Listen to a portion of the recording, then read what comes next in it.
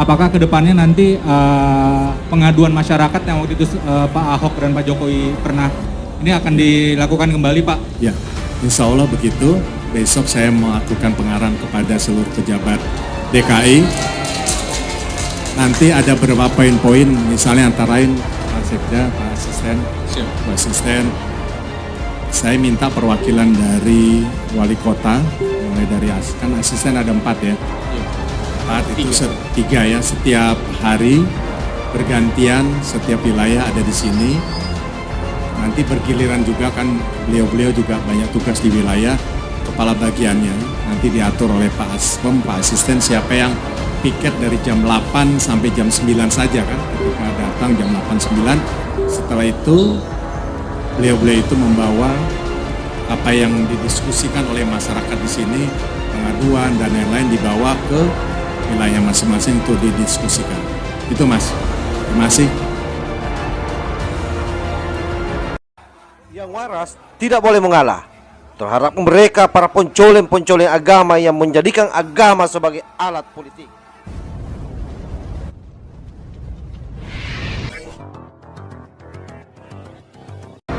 Sejak Anies lengser dari jabatannya, banyak yang sepertinya bersuka cita karena 5 tahun terbebas dari kepemimpinan yang bermodalkan tata kata dan ngeles.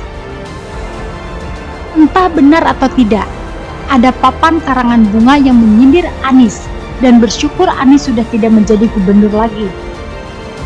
Bahkan di Twitter bergema tagar trending yang mengucapkan selamat tinggal pada gubernur tukang ngibul. Ada juga meme di mana Jakarta disebut telah bebas dan kembali ke tangan pribumi. Hari pertama kerja, PJ Gubernur kerjanya apa? Lumayan keren. Heru Budi Hartono rencananya akan membuka kembali meja pengaduan seperti di era Ahok alias Ahok. Meja pengaduan akan dibuka mulai besok. Insya Allah, begitu meja pengaduan era Ahok dibuka lagi besok, kami membuka kembali, kata Heru.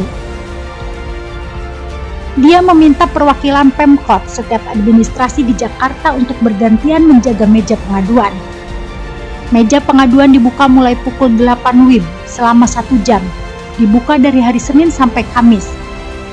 Ya, Senin sampai Kamis. Kalau Jumat kan terbatas waktunya kan, kami juga harus bisa cukup, katanya. Ini adalah tamparan telak pertama dari Heru untuk Anies. Bagaimana tidak? Sejak awal menjabat, Anies menutup pintu rapat-rapat bagi warga yang ingin mengadu masalah ke gubernur. Alasannya, warga hanya perlu melapor ke kelurahan atau lewat aplikasi. Tidak perlu repot-repot datang ke balai kota, apalagi yang jaraknya jauh. Masalahnya, tidak semua laporan di aplikasi akan ditindaklanjuti. Lagi pula ada yang merasa mengadu pada gubernur langsung, rasanya lebih sreg dan memuaskan ketimbang lewat perwakilan atau jalur lain. Makanya, Ahok dulu membuka kesempatan kepada warga yang ingin mengadu langsung ke balai kota. Ahok sering menghadiri meja aduan saat warga membuat laporan. Buktinya, ramai kok. Banyak warga yang berbondong-bondong mendatangi Ahok karena ada semacam jaminan masalah cepat teratasi. Sistem aduan ini sempat dilanjutkan Jarod Saiful Hidayat saat menjabat PLT Gubernur DKI Jakarta. Jarod menerapkan sistem klaster, yaitu aduan ditempatkan terpisah sesuai dengan masing-masing bidang. Tapi di era Anies, tradisi itu punah. Alasannya segudang, padahal Anies tidak mampu memecahkan masalah. Ketimbang malu dan ketahuan tidak becus, lebih baik diadakan semuanya. Selama 5 tahun menjabat, Anies memang seolah memberi bukti valid bahwa dia tidak becus selesaikan masalah. Makanya kalau ada isu atau masalah, Wagub DKI yang dia jadikan korban atau tameng. Semoga warga yang mengeluh dan ingin mengadukan masalah bisa segera teratasi lewat aduan di balai kota. Hari ini memang layak dijadikan sebagai hari kemerdekaan Jakarta dari cengkraman Gubernur Seiman yang disebut banyak orang sebagai bapak politik identitas. Zaman kegelapan sudah mendekati akhir. Secercah sinar harapan kembali muncul. Balai kota yang tertutup selama 5 tahun akhirnya dibuka lagi bagi warga. Heru Budi sebenarnya juga berpacu dengan waktu dan wajib memberikan kinerja yang terbaik. Pasalnya, Mendagri Tito Karnavian akan mengevaluasi Heru secara rutin. Tapi kita nanti akan evaluasi per 3 bulan. Setelah 1 tahun bisa diteruskan oleh orang yang sama atau orang yang berbeda, tergantung dari hasil evaluasi, kata Tito. Jabatan Heru tidak akan aman sampai 2024 jika kinerjanya tidak memuaskan.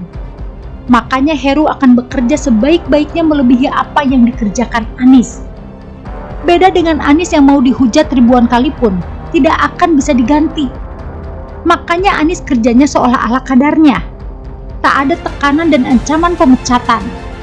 Anies hanya perlu menebalkan telinga dan kulit muka sehingga bisa tahan menghadapi kritikan. Kalau tidak tahan, siapkan bemper dan dia sembunyi entah di mana. Semoga segala kekacauan dan kebijakan Anies yang tak masuk akal dibatalkan. Kembalikan roda pemerintahan Pemprov DKI ke arah yang benar. Yang penting beneran kerja. Jangan seperti Anies yang cuma omong doang, jago debat, tapi tak bisa selesaikan masalah. Biarlah masyarakat yang akan menilai apakah Anies ini bisa kerja atau cuap-cuap doang.